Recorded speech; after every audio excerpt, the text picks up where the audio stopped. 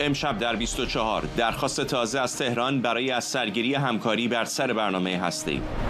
مدیر کل آژانس بین‌المللی انرژی اتمی میگه بازرسی‌ها باید از سر گرفته بشن. تصویب نرخ جدید قیمت بنزین از 10 روز دیگه برای هر لیتر 5000 تومان.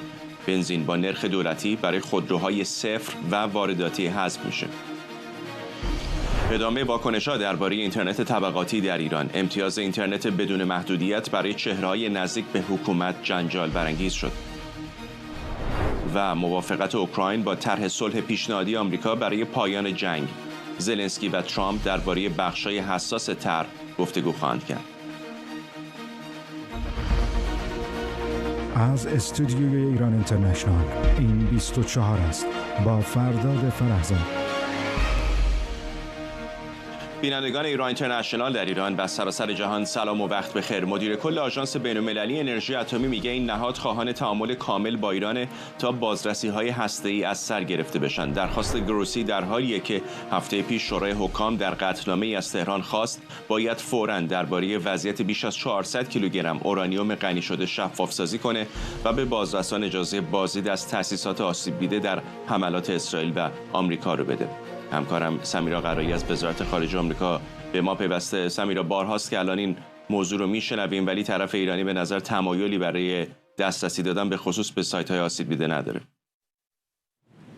تمایلی نداره، ولی این بار یک تفاوتی که با دفعه پیش داره اینه که آقای گروسی یک مندیتی بالای سرشه، یک اجباری براش وجود داره، یک وظیفه‌ای رو بر عهده‌اش گذاشتن، مسئولیتی رو در جریان اون قطعنامه‌ای که بهش اشاره کردی. 3 کشور اروپایی همراه با ایالات متحده به آژانس و مشخصاً رئیس این سازمان دستور دادند، این مسئولیت رو بهش دادند که بره طرف جمهوری اسلامی رو راضی بکنه که اجازه بازرسی بده، که اطلاعات بده چه اتفاقی برای اون تأسیسات هسته‌ای تخریب شده افتاده، اون اورانیوم 60% غنی سازی شده اون رو تعیین تکلیف بکنند و موارد بسیار زیادی که جمهوری اسلامی به موجب NPT باید جوابگو باشه. این رو کشورهای اروپایی خواستند. گروسی باید بره جواب بگیره از جمهوری اسلامی. اگر در این چند ماه باقی مانده تا جلسه بعدی شورای حکام که میشه اولین جلسه در سال 2026 در ماه مارس هست، میشه اسفند ماه ما، در اون جلسه باز اینها کنار هم می‌نشینند و به گروسی میگن چه کردی؟ آیا جواب گرفتی؟ یک گزارش دقیق میخوان، یک گزارش مکتوب با جزئیات میخوان که روشن بکنه جمهوری اسلامی داره چه کاری انجام میده. اگر تا اون زمان اینها نتونن جوابی از جمهوری اسلامی بگیرند، همکاری انجام بدند، اون موقع است که باز بحث شورای امنیت پیش میاد و باز میتونند این عدم همکاری جمهوری اسلامی با آژانس رو پروندهش رو بفرستن به شورای امنیت. پس الان زمانی هست که آقای گروسی و آژانس در اختیار داره، وقتشه که بره با جمهوری اسلامی بخواد صحبت بکنه. آقای گروسی هم در مانیل همینو میگه میخوایم به شکل همه جانبه با جمهوری اسلامی وارد تعامل بشیم. حالا آیا جمهوری اسلامی چنین خواستی داره، چنین اراده‌ای داره؟ این بر ما روشن نیست. پیشتر مثلا زمانی که توافق قاهره امضا شد نیاز بود انگار به یک میانجی مثل مصر و آقای بو عبدالعاطی وزیر خارجه کشور مصر که بیاد بین عراقچی و گروسی میانجیگری بکنه، در صورتی که پیش از این هرگز جمهوری اسلامی با آژانس وقتی تعامل داشت به میانجی نیازی نداشت. باز میبینیم که در این سری باز مصر در تلاشه که اقداماتی انجام بده. به هر جهت هر اتفاقی که بخواد بیفته جمهوری اسلامی باید با گروسی چه با میانجی چه بدون میانجی صحبت بکنه. ولی میدونیم به عنوان مثال کاری که کردن در رابطه با دستگیری یکی از کارمندان آژانس بین‌المللی انرژی هسته‌ای که پیشتر اتفاق افتاد، یا صحبتایی که راجع به خود آقای گروسی میکنن، متهمش میکنن به اینکه جاسوسی کرده. در چندین مورد جمهوری اسلامی آقای گروسی رو متهم به جاسوسی کرده. با تمامی این حواشی آیا با حسن نیت با آژانس وارد گفتگو میشن، تعامل میکنند که در نهایت به شورای امنیت دوباره پروندهشون فرستاده بشه یا نشه؟ این رو باید ببینیم. ولی دیداری که فردا عراقچی در پاریس با برو همتای فرانسویش داره اون هم مهمه و برمیگرده به همین تعامل‌هایی که با آژانس جمهوری اسلامی باید داشته باشه. اگر چنین کاری رو بکنه به هر حال یک قدمی میشه حسابش کرد در جهت اون شروطی که اروپایی‌ها گذاشته بودند، از جمله این و مذاکره مستقیم با ایالات متحده. در کنار اون شروط حداقل جمهوری اسلامی یکیش رو انجام خواهد داد، ولی واقعا در اینکه به این مسیر بره شک و تردیدهای زیادی وجود داره. فرداد. ممنونم. سمیرا قرایی همکارم از وزارت خارجه آمریکا در واشنگتن. روح الله رحیمپور، روزنامه‌نگار و تحلیلگر سیاسی از مسقط به ما پیوست. آقای رحیمپور، وقتی همه این تحولات اخیر رو می‌بینید، از جمله سفر چهارشنبه عراقچی به پاریس و بعضی سیگنال هایی که طرفای ایرانی دارن میدن، آیا نشانه وجود داره که ایران میخواد نحوه همکاریش رو با آژانس تغییر بده؟ جمهوری اسلامی تحت 4 فشار خارجی الان قرار داره. آژانس فشار فنی رو بالاتر برده، امریکا فشار اقتصادی رو کاملا تشدید کرده، اسرائیل فشار امنیتی و نظامی داره وارد میکنه و کشورهای منطقه هم البته فشار سیاسی وارد میکنن. جمهوری اسلامی از یک سو تمایل داره که از وضعیت تحریم ها کاسته بشه، فشار آژانس رو، فشار فنی آژانس برای بازدید از تأسیسات رو مهار بکنه. از طرف دیگه دلش هم نمیخواد که از اون سایت های به ویژه بمباران شده بازدید بده و این براش سخت است. در نتیجه به دنبال ایجاد راهکارهایی هست تا بتونه حداقل به یک توافق کوچک و فوری دست پیدا بکنه، در حالی که میدونیم توافق بزرگ اساسا الان در دسترس و در چشم انداز نیست. به تکاپوی دیپلماتیک افتاده تهران تا بتونه از مسیرها و کانالهای مختلف راهکارهایی رو ایجاد بکنه. من فکر میکنم ورود عربستان سعودی به ماجرای میانجیگری بین ایران و آمریکا میتونه یکی از اون راهکارها باشه که در واقع هم تهران هم واشنگتن ازش استقبال میکنن. شاید این در واقع یک نشانه ای از آمادگی طرفین برای مذاکره باشه. اما اینکه آیا جمهوری اسلامی حاضر خواهد بود از شروط خودش دست برداره، پا پس بکشه، به ویژه در موضوع دادن بازدید به بازرسان آژانس، به این جای سوال و جای تردید جدی وجود داره در موردش. اسرائیل و آمریکا به نظرتون چطور خواهند دید اگر حتی یک مقدار این همکاری ها بهتر بشه؟ تکلیف آمریکا خیلی واضح‌تر و مشخص‌تر هست، به خاطر اینکه امریکایی‌ها از مذاکره طبیعتاً استقبال خواهند کرد، چون موضوع فشارهای اقتصادی و تحریم‌ها رو از طریق مذاکره میتونن تکمیل بکنن. اون فشاری که فشار حداکثری که امریکا داره وارد میکنه زمانی معنادار میشه که بتونه در مذاکره‌هایی با جمهوری اسلامی امتیازهای زیادی از جمهوری اسلامی بگیره، از جمله اون چیزایی که خودش میخواد، یعنی مثلا غنیسازی صفر مثلا. اما اسرائیل طبیعتاً یک مقدار معطل خواهد بود، معطل خواهد کرد، زمان رو در واقع لحاظ خواهد کرد، به دلیل اینکه فرایند بایستی امنیت وجودی اسرائیل رو تهدید نکنه. اگر قرار باشه توافقی بین جمهوری اسلامی و غرب حاصل بشه که ماحصل اون تقویت بنیه نظامی و اقتصادی و امنیتی جمهوری اسلامی در منطقه خاورمیانه باشه، بعیده که اسرائیل حاضر به در واقع راه دادن به چنین توافقی باشه و تا جایی که ممکنه ازش در واقع باهاش مخالفت میکنه، مگر اینکه در خلال مذاکره‌های احتمالی بین تهران و واشنگتن یا تهران با اتحادیه اروپا زمینه‌ای فراهم بشه که تهدید امنیتی از اسرائیل از سوی جمهوری اسلامی حذف بشه. در اون صورت اسرائیل هم استقبال میکنه. من فکر میکنم که امریکایی‌ها از وضعیت جدید میتونن برای ایده‌های خودشون، برای تکمیل فرایند تحریم استفاده بکنن بر اساس مذاکره‌ها، اما اسرائیلی‌ها دست نگه خواهند داشت تا فرایند رو ببینن به چه سمتی پیش میره. اگر جمهوری اسلامی واقعا بخواد به دنبال سلاح اتمی بره، الان یک پنجره فرصت نسبی باز شده، اینطور نیست؟ در خلأ بازرسی‌های منظم آژانس و گم شدن این حدود 400 کیلوگرم اورانیوم، الان از نظر تئوری یک فرصتی آیا پیش نیامده برای جمهوری اسلامی که بگه خیلی خب بمباران شدیم، اورانیوم ها گم شده و بتونه به صورت مخفیانه بره سراغ سلاح هسته‌ای؟ یکی از ابعاد سیاست ابهام هسته‌ای که جمهوری اسلامی اون رو پیگیری میکنه همین هست. یعنی در این وضعیتی که بازرسان سازمان بین‌المللی انرژی اتمی امکان نظارت بر اون 400 خورده کیلوگرم اورانیوم 60% رو ندارند، امکان نظارت و بازرسی از تأسیسات بمباران شده وجود نداره و جمهوری اسلامی به ظاهر داره به تکاپوی دیپلماتیک خودش رو هم نشون میده، بره به سمت فرایندی که حتی مثلا به تست سرد و اینجور چیزا هم منجر بشه، همچنان که اخباری منتشر میشه از همکاری‌های بین تهران و مسکو برای انجام برخی از آزمایش‌ها در خاک روسیه.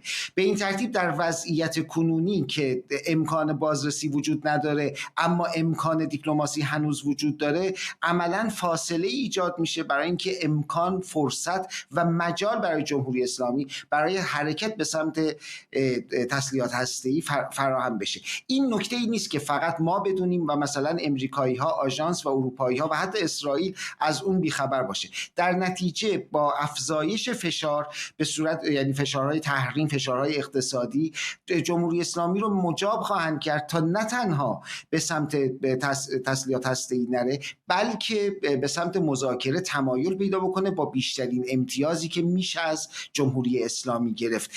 من فکر نمی‌کنم وضعیت نظام بین‌الملل در شرایط کنونی به نحوی باشه که امکان و شرایط و مجال دستیابی جمهوری اسلامی به سلاح هسته‌ای رو بدن، فراهم بکنن، ولو شده با از طریق تهدید نظامی، جنگ، به این امکان رو فراهم نخواهند کرد، گرچه در فضای کنونی، در موقعیت کنونی شرایطی است که جمهوری اسلامی شاید بخواد از این فرصت استفاده کنه برای چنین کاری. چنین ریسکی برای جمهوری اسلامی بسیار خطرناک است. من فکر نمی‌کنم با مجموعه بحران‌ها و فشارهایی که در اطراف جمهوری اسلامی وجود داره، حتی سران جمهوری اسلامی در تهران هم حاضر باشن این ریسک رو به جان بخرند. ممنونم از شما. روح الله رحیم‌پور، روزنامه‌نگار و تحلیلگر سیاسی از مسقط. در ایران دولت تصویب کرده از نیمه دوم آذر، یعنی حدود 10 روز دیگه، قیمت بنزین سه‌نرخی بشه و نرخ سوم با قیمت 5000 تومان به فروش برسه. بر اساس مصوبه نرخ سوم بنزین که به دارندگان کارت جایگاه عرضه میشه لیتری 5000 تومانه. همچنین سهمیه بنزین 1500 و بنزین 3000 تومانی برای خودروهای 0 کیلومتر داخلی، خودروهای وارداتی و خودروهای مناطق آزاد حذف میشه و این خودروها فقط ماهانه 160 لیتر بنزین با نرخ سوم دریافت میکنند. دولت اعلام کرده هر شخص حقیقی فقط برای یک خودرو سهمیه بنزین یارانه‌ای داره و سایر خودروهای او مشمول نرخ سوم میشن. تصمیم گیری درباره تغییرات سهمیه و نرخ‌ها بر عهده کارگروهی با حضور وزارتخانه‌های اقتصادی و اطلاعاتی و با توجه به شرایط سیاسی و امنیتی. سیامک جوادی، مدرس و پژوهشگر اقتصاد مالی در دانشگاه تگزاس، به ما پیوسته. آقای جوادی، عواقب این تصمیم به نظرتون چه خواهد بود؟ درود بر شما و همه بیننده‌های عزیز. ببینید، به هر حال همونجور که انتظار میرفت حاکمیت بنزین رو گرون کرد. ما تو برنامه خود شما توی حالا چند ماه گذشته و چند سال گذشته این صحبتی کردیم که تمام سیگنال‌ها و سنج‌های اقتصادی نشون میدن که حاکمیت خیز برداشته به این سمت. ببینید، من قبل اینکه بپردازم به اینکه تبعات این چیه، ما بهتره یکم کانتکسی که این اتفاق داره درش میفته رو در نظر بگیریم. ببینید، در شرایطی داره این اتفاق میفته که از نظر اقتصادی کشور واقعا بهتر بگم حاکمیت به گل نشسته. خب طبیعتا افزایش قیمت سوخت خب یک موج تورمی خیلی جدی به دنبال خواهد داشت. این خیز برداشتن دولت برای افزایش قیمت بنزین رو ما حتی از لایحه بودجه سال قبل هم شاهدش بودیم. الان حالا علاوه بر همه اتفاقاتی که داره میفته، شما مکانیزم ماشه رو در نظر بگیریم و این تحریمایی که داره اعمال میشه، علاوه بر اون کاهش تقاضا برای نفت و افت قیمت نفت به زیر $60، خب باعث شده یه فشار خیلی جدی به کسری بودجه جمهوری اسلامی بیاره. نتیجتاً گزینه‌ای برای اینا نمیمونه جز این که قیمت بنزین رو بالا ببرن. من پیش بینیم اینه که خب طبیعتاً یک موج تورمی به این واسطه افزایش قیمت بنزین اتفاق خواهد افتاد. میشه حدس زد که کلی تناقض هم در این قیمت‌های طبقاتی وجود خواهد داشت دیگه. طبیعتاً اونایی که خودروی لوکس و خارجی دارن خیلی بعید نخواهد بود از یه خودروی دیگری استفاده کنن، از دوست دیگری استفاده کنن که بتونن قیمت پایینتری بنزین بگیرن. چقدر فکر میکنید که این در میان مدت به این منجر خواهد شد که یهو همه قیمت‌ها رو بالا ببرن؟ ببینید قطعاً به نظر من این اتفاق خواهد افتاد. به هر حال همیشه وقتی که یه سیاست اینچنینی وضع میشه و بعد در شرایطی که کشور واقعا از نظر اقتصادی تو وضعیت بحرانی خیلی دیگه لغت درستی نیست، ما از بحران دیگه عبور کردیم، الان تو مرحله فاجعه است، طبیعتا همه دنبال یه راه حلی میگردن. شما باید یه نکته دیگر رو در نظر بگیریم، ما در خوشبینانه ترین حالت روزی 12 میلیون لیتر بنزین قاچاق میشه. حالا آمار دقیق نداریم ولی برآوردن نشون میده که در خوشبینانه ترین حالت یه همچین عددیه. این اولا نمیتونه توسط اشخاص به صورت تصادفی باشه، قطعا یک نهادی تو حاکمیت که با دستگاه امنیتی هماهنگ شده هستش داره این کار انجام میده. روزی 12 میلیون لیتر عدد شوخی برداری نیست و طبیعتا وقتی که شما به صورت پله‌ای 3 جور قیمت داری، احتمال اینکه این قاچاق رو بیشتر بکنه و این رانت بیشتری رو توزیع بکنه میبره بالا. ولی باید بازم در نظر بگیریم، ببینید الان از 4 تا کانال به مردم قراره یک فشار خیلی جدی تورمی بیاد. اول اینکه توی 1 سال گذشته دولت پزشکیان رکورد زده از نظر استقراض از بانک مرکزی، میزان استقراضش 2 برابر شده. یعنی این حجم نقدینگی تو کشور خودش یه موج تورمی داره. از اون طرف به دلیل ناترازی‌های انرژی ما شوک به عرضه داریم، اون خودش باز یه تورم دیگه ایجاد میکنه.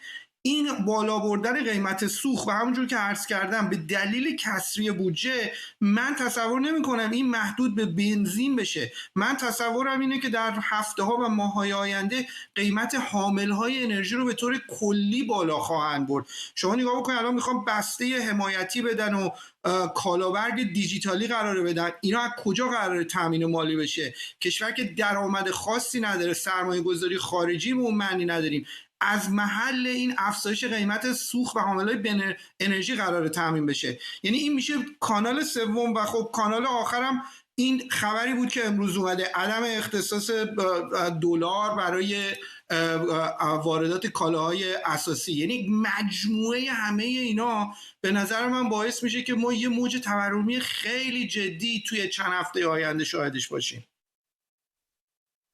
آقای جوادی، هفته پیش وزارت خزانه‌داری و وزارت خارجه آمریکا موج جدیدی از تحریم‌ها رو علیه بسیاری از نهادهای ایرانی و بین‌المللی که به فروش نفت ایران کمک میکنن وضع کردن. چقدر فکر میکنید که جمهوری اسلامی داره خودش رو آماده میکنه برای شرایطی که احتمالاً این فروش نفتی که الان به بعضی از پالایشگاه‌ها در چین داره محدود یا حتی مسدود بشه؟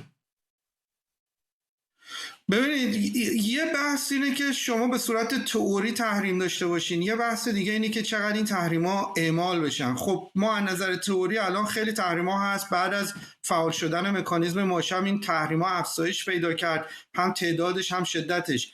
ولی سازمانایی که دارن نظارت میکنن و دیتا رو جمع میکنن، آخرین چیزایی که من دارم میبینم اینه که نفت ایران همچنان داره فروش میره، تقریبا دوروبر 1.7 میلیون بشکه در روز دارن میفروشن. به نظر میاد تحریم ها رو اونجوری که باید و شاید اعمال نمیکنن، ولی قدر مسلم جمهوری اسلامی داره خودش رو برای این داستان آماده میکنه، نه تنها برای تحریم ها بلکه برای یک کاهش قیمت نفت. الان قیمت نفت در سطح دنیا هم کاهش پیدا کرده. جمهوری اسلامی برآوردش توی بودجه سال جاری این بوده که ما یه چیزی دوروبر 1.4 میلیون بشکه در روز میفروشیم با قیمت میانگین قیمت $65. الان قیمت نفت اومده زیر $60. خب این خودش به خودی خود اگه حتی تو تحریم نبودیم یه فشاری می آورد. علاوه بر این به خاطر تحریم ها اینا دارن یک سری تخفیفا به چین میدن. گزارش اومده بین خودشون الان اختلافه که اگرچه که ما نفت رو میفروشیم ولی وصول درآمدهای نفتی به مشکل خورده. خیلی‌ها میگن 30% شما داریم میگیریم. نتیجتا من فکر میکنم دارن خودشون رو آماده میکنن برای این مشکلات و همه این سنجه ها و همه این اخبار هم تو همون راستاست. متاسفانه مردم به نظر من با یه موج تورمی خیلی جدی مواجه خواهند شد تو چند هفته آینده. ممنونم از شما. سیامک جوادی، مدرس و پژوهشگر اقتصاد مالی در دانشگاه تگزاس. بدروزرسانی جدید پلتفرم اکس که کشور محل اتصال هر حساب کاربری رو نمایش میده، موج گسترده از واکنش‌ها رو در میان کاربران ایرانی برانگیخته. این قابلیت تازه نشون میده چه کسانی با اینترنت آزاد و بدون فیلتر در این شبکه فعالن. موضوعی که دوباره بحث اینترنت رانتی و فعالیت شبکه‌های سایبری حکومتی رو مطرح کردیم. این ویژگی همینطور برخی اکانت‌های سایبری رو آشکار کرده و همزمان شماری از کاربران میگن با وجود VPN همچنان اتصالشون ایران ثبت میشه. بعضی دیگر از کاربران با انتقاد از این وضع میگن مقامات جمهوری اسلامی و وابستگان اونها در حالی که خودشون از امتیاز اینترنت بدون فیلتر برخوردارن بر فیلترینگ پافشاری میکنن. نیما اکبرپور، کارشناس فناوری از لندن، به ما پیوسته. آقای اکبرپور، میتونم حدس بزنم که شما هم در این یکی دو روز گذشته کلی از این حسابا رو کلیک کردید که ببینید که منبعشون کجا هست، چه موجی ایجاد کرده و این اطلاعات چقدر دقیق هست و چه چیزی به ما میگن. آقای فرزاد، همونطور که خودتونم میبینید به هر حال یکی از مهمترین بحث الان در سوشال میدیا در همین زمینه هست و ما میبینیم که حتی هشتگ های مربوط که نشان دهنده در واقع معادل رسوایی نام گرفتند این رو اطلاق میکنن بهش و تعداد زیادی دارن افراد دربارش حرف میزنن. این که چقدر دقیق هست فکر میکنم باید استناد کنیم به چیزی که مدیر محصول X، شبکه X یا توییتر گفته که گفته بالای 90%، حالا 99% گفته که دقیق نشون میده، اما البته گفته که بایستی کمی بیشتر منتظر بمونیم تا آخرین آپدیت ها انجام بشه. به هر حال این چیزی هست که نشون دهنده اینه که تعدادی از افراد همونطور که حد زده میشد از قبل و شواهد نشون میداد از سیم کارت های بدون فیلتر استفاده میکنن، وارد اینترنت میشن، موسوم به سیم کارت سفید که البته خب هشتگ ها اسامی دیگه‌ای روش گذاشتن مثل سیم کارت خونین یا چیزهای دیگه که طعنه است به وقتی که اینترنت برای مردم قطع بود و در داخل کشور اتفاقات ناگواری میافتاد و همه بیخبر بودند، هیچ کس نمیتونست اتصال پیدا بکنه، ولی خب یه عده‌ای متصل بودند. بعضی ها میگن که حتی با اینترنت فیلتر شده هم IP ایرانشون دیده میشه، IP که البته نشانی ایران دیده میشه. آیا ممکن هستش که اکس فقط از IP استفاده نکنه و از فاکتورهای دیگری مثل موقعیت جغرافیایی استفاده کرده باشه؟ به نظر میرسه که از فاکتورهای متعددی استفاده کرده. بخشی از این اسامی که در بخش مختلف می‌بینیم، حالا هر کدوم اینا یک معنای متفاوتی داره، به نظر میرسه که از داده هایی به دست اومده که فرضاً یک کاربر بیشتر از کجا متصل بوده یا چگونه متصل بوده. اگه مثلا کمتر فیلتر شکن استفاده کرده، طبعا نشون دهنده این هست که اونجا نوشته میشه مثلا ایران. خب این در کشورهای دیگه هم به نسبت باعث جنجال هایی شده. همونطور که گفتم باید یه مقدار بیشتری توی یک دو روز آینده شاید یه مقدار شفافتر بشه، منتظر موند. اما خب چیزی که واضحه اینه که عده زیادی استفاده کردند، خیلی هم انکارش نمی‌کنند. یعنی نشون دهنده این هست که این به اصطلاح روش هایی که برای شناسایی این ایجاد شده که چه کسی از کجاست پر بیراه هم نیست. آقای اکبرپور، الان دوباره در مجلس ایران بحث‌های زیادی در مورد فیلتر شکن و اینکه چه گروه‌هایی دارن منفعت میبرن از این فیلتر شکن ها مطرح شده. بارها الان این بحث در ایران مطرح شده و آخر به هیچ جایی نرسیده. به نظر میرسه که بر اساس آمارهای خودشون 80 تا 85% از کاربران ایرانی از فیلتر شکن استفاده میکنن. این چه فیلترینگی هست که 85% اون رو با فیلتر شکن دور میزنن؟ اصلا به کجا رسیده نظام فیلترینگ جمهوری اسلامی؟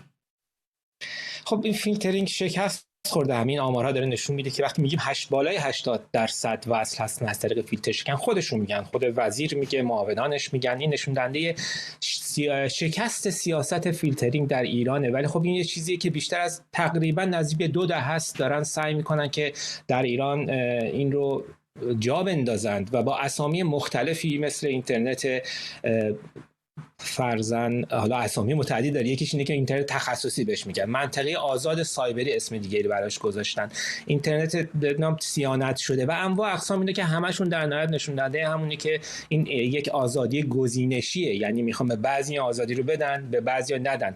خب یه جور مهندسی اجتماعی، سانسور فقط گفته نمیشه بهش. و تمام طرحهایی که در مجلس الان داره مثلا دربارش حرف زده میشه چیز تازه‌ای نیست. ما واقعا اگر توی گوگل بگردیم و حتی سایت پژوهش‌های مجلس بخوایم بگردیم، انواع اقسام این طرح‌ها اومده و همشون هم برای به اصطلاح ساماندهی این وضعیت آشفته‌ای که در داخل ایران هست و آسیب زیادی هم به کسب و کارها زده، هم به مردم زده، هم به زیرساخت‌ها زده. یعنی در واقع این میزان زیاد فیلتر شکن‌ها و بی‌در و پیکر بودن این که اصلا معلوم نیست کدومشون از کجا اومدن، حتی بعضیاشون ساخته خود حکومت هستن، باعث شده که یک درگاهی باز بشه برای حملات زیاد به زیرساخت‌ها. بسیاری از این لیک ها یا نشت های اطلاعاتی داده هایی که ما میبینیم از طریق همین به اصطلاح VPN ها یا فیلتر شکن ها انجام میشه و خب چیزی که مشخصه اینه که شکست خورده است و فقط هر از گاهی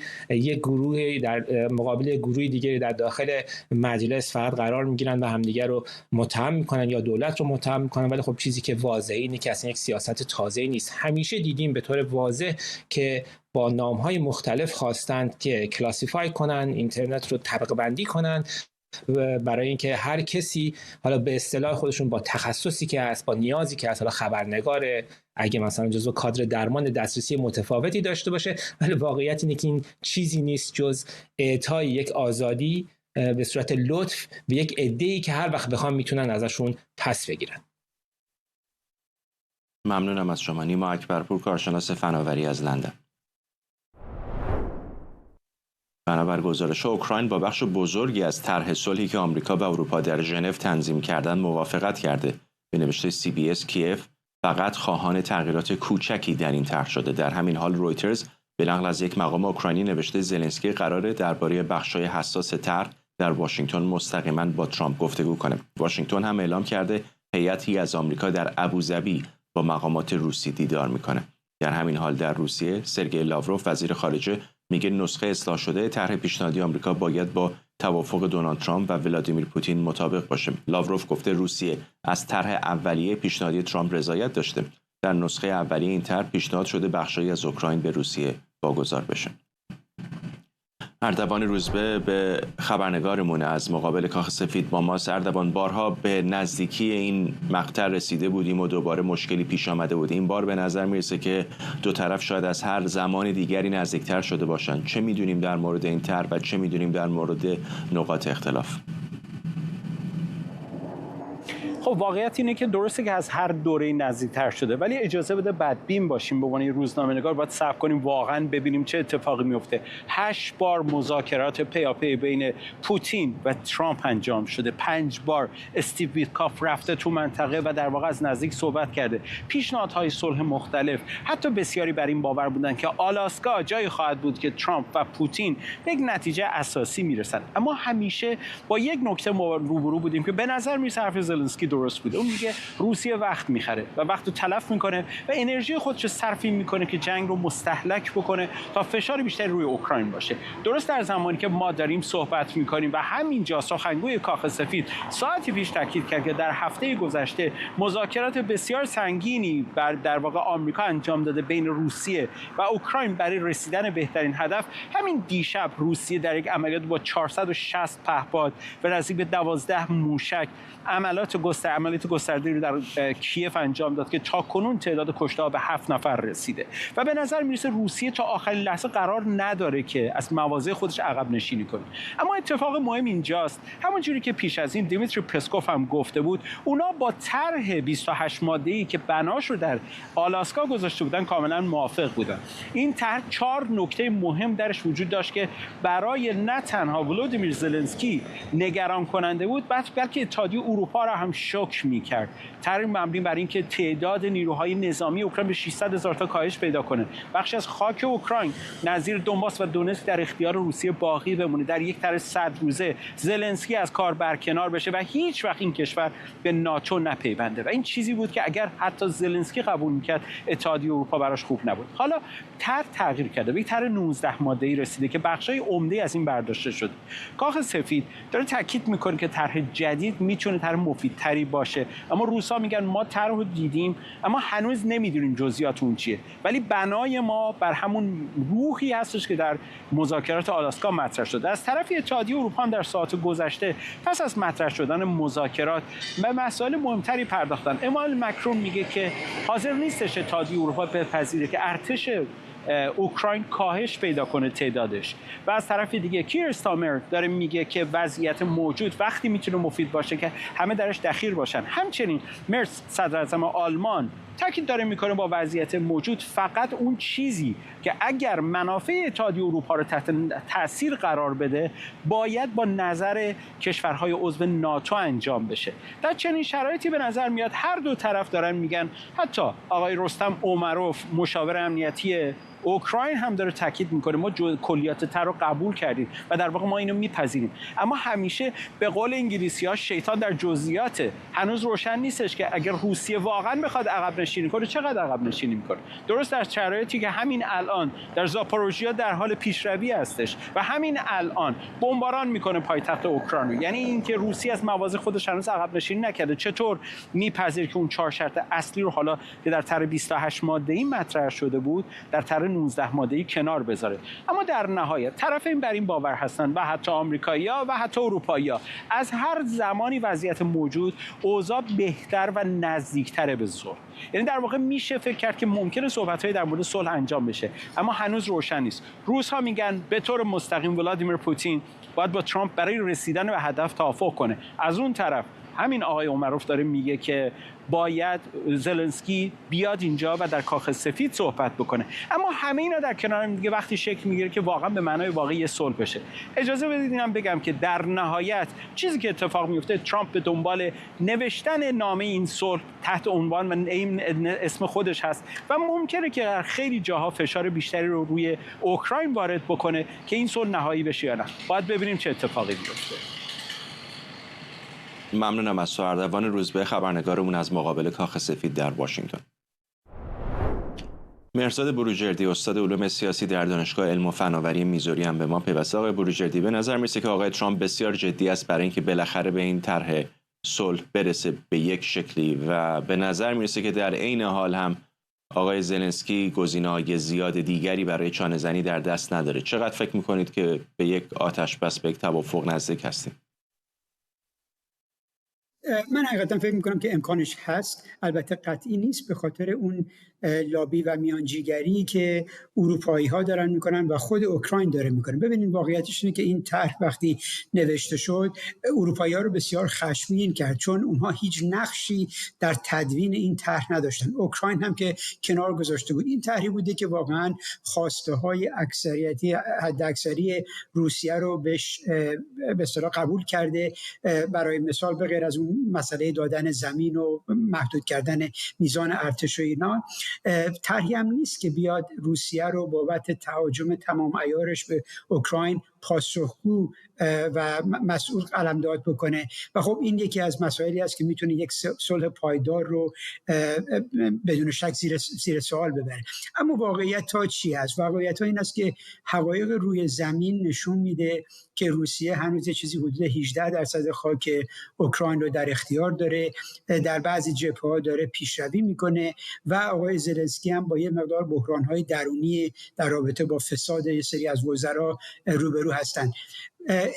ترامپ به نظر من داره از این فرصت استفاده میکنه که میدونه اوکراین توانایی این که همزمان بخواد هم با امریکا و هم با روسیه درگیر بشه رو نداره و لذا دارن از اونها میخوان که امتیازات زیادی بدن در رابطه. حالا از این طرح 28 ماده‌ای به 19 ماده رسیده. باید ببینیم که این چانه زنی ها آیا میتونن مفاد این قرارداد رو یک مقدار متفاوت بکنن تا امضای زلنسکی رو هم بتونه زیر خودش داشته باشه یا نه. آقای بروجردی، تقریبا روشنه که قرار نیست اوکراین دست کم در کوتاه مدت عضو ناتو بشه یا به اتحادیه اروپا بپیونده و احتمال بسیار بسیار زیاد بخشی از خاکش رو هم باید به فدراسیون روسیه بده. در چنین شرایطی چه بخشی، چه امتیازاتی برای اوکراین میتونه تعادل این توافق رو تا اندازه‌ای فقط به نفع روسیه نکنه، متعادل ترش بکنه؟ بله، ببینید واقعیتش این بود که قرار بود که در این طرحی که حداقل صحبت شده بود 28 ماده‌ای، اروپا باید حدود 100 میلیارد دلار برای بازسازی اوکراین تامین بکنه، در حالی که امریکا قرار بود نیمی از سود و سهمی از زیرساخت گاز اوکراین رو هم مطالبه بکنه در این رابطه.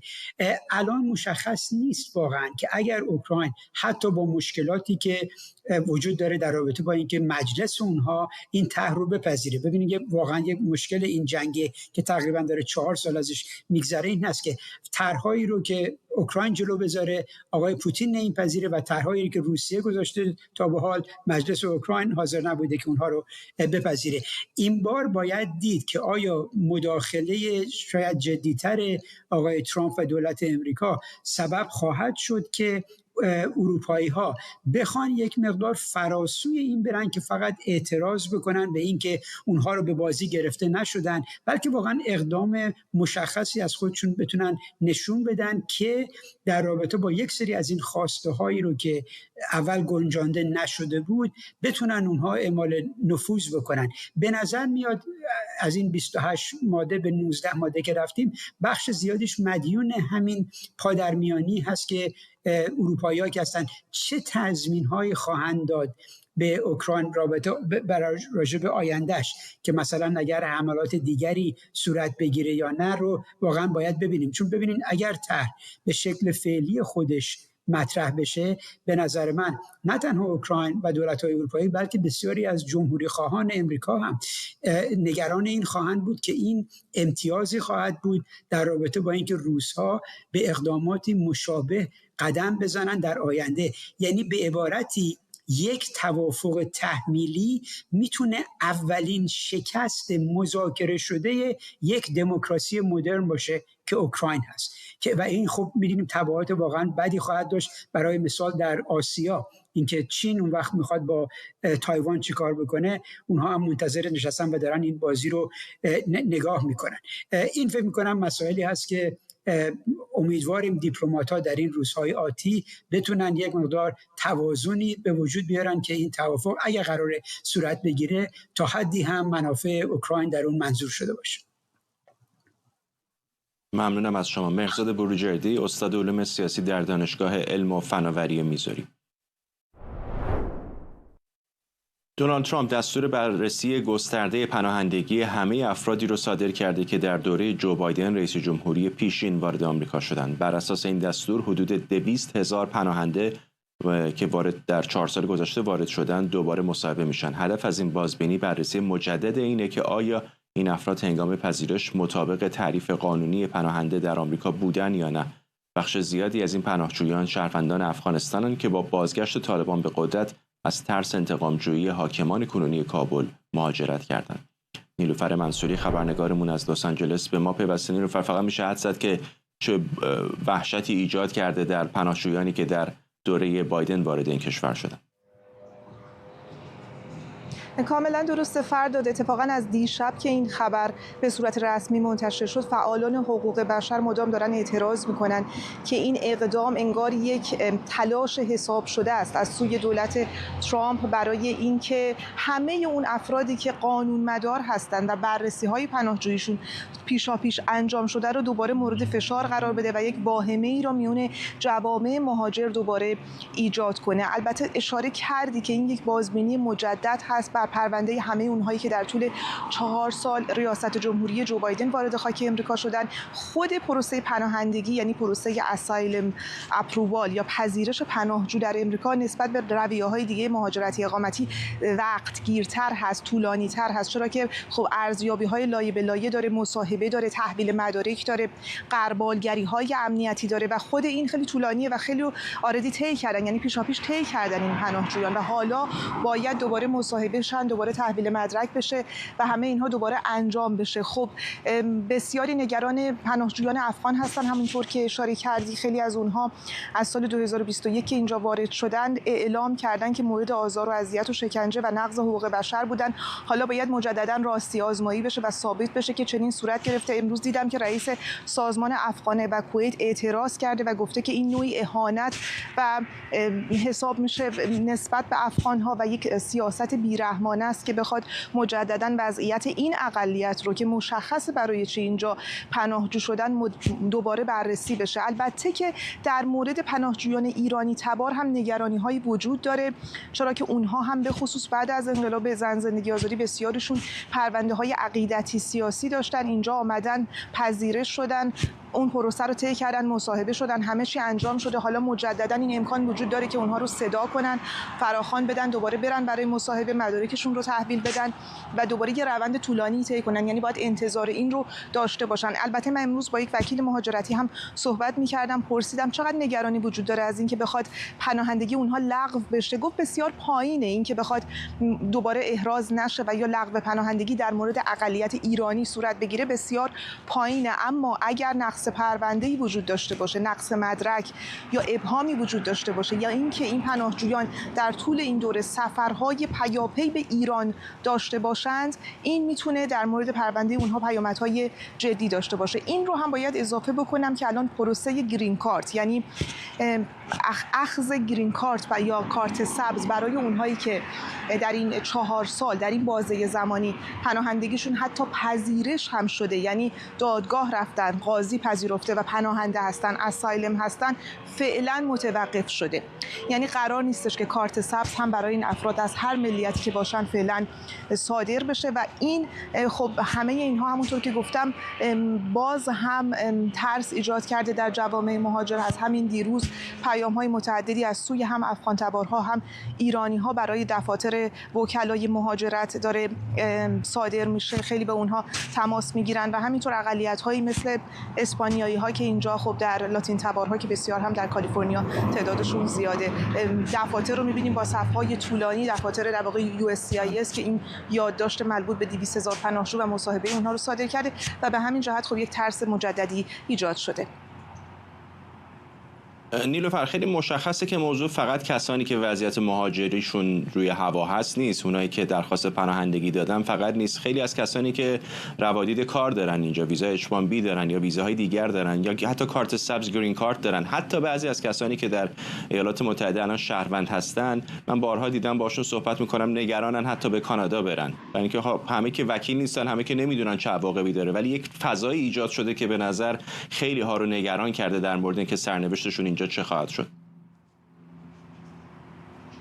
خیلی زیاد فرداد، همونطور که اشاره کردی اونهایی که ویزای کار دارن هم ما دیدیم چند نمونه، مثلا دیروز وحید آبدینی استاد دانشگاه اوکلاهاما، اون با ویزای EB1 ویزای کار اینجا بوده، او رو بازداشت کردن که البته آزاد شد و خیلی های دیگه که در طول 1-2 ماه گذشته من خودم کیس های متعددی دیدم که با ویزای کار فکر این بودن که اگر قرار باشه تمدید بشه چگونه بخوان اصلا این ویزا رو تمدید کنن، چرا که با وجود شرایط مالی تازه‌ای که دونالد ترامپ ایجاد کرده برای تمدید ویزاهای کار، ویزاهای اونها هم معلق خواهد شد. و البته که گفته خیلی هم هستن که حتی شهروند امریکا هستن، یعنی گرین کارت دارن، ولی وقتی میخوان برن از خانه خارج بشن گرین کارت خودشون رو میذارن تو کیفشون، تو جیبشون، با خودشون میبرن، چون نگران این هستن که شاید ماموران آیس جایی محله‌ای در مکانی ناگهان اتفاقی بیفته که از اونها هم مدارک اقامتی رو درخواست کنن. و خب فضایی که ایجاد شده فضایی است که برای اقلیت‌ها و ملیت‌های مختلف مختلف، به خصوص ملیت‌هایی که ورود و خروجشون از امریکا همیشه مشکل ساز بوده، از جمله کشورهای عمدتاً مسلمان، برای اونها و حالا برای لاتین تبارها هم همینطور خیلی سخت‌تر شده. بسیاری از اونها همونطور که گفتی فکر مهاجرت به کشورهای دیگه از جمله کانادا هستن. خیلی ها حتی هست به مکزیکو سیتی که شهرهای مختلف کشور مکزیک میخوان مهاجرت کنن و اونجا اسکان بگیرن و شرایطی است که هنوز حتی وکلای مهاجرت هم مطمئن نیستن که دستورالعمل‌ها چقدر قطعی خواهد بود و یا چقدر تغییر میکنه، چرا که آقای ترامپ ممکنه که برخی از این دستورالعمل‌ها رو سابقه نشون داده که بتونه تغییر هم بده. ممنونم از تو نیلوفر منصوری، خبرنگارمون از لس آنجلس با ما، و ممنونم از شما که بیننده برنامه 24 امشب بودید. برنامه رو میتونید دیرتر در یوتیوب ببینید.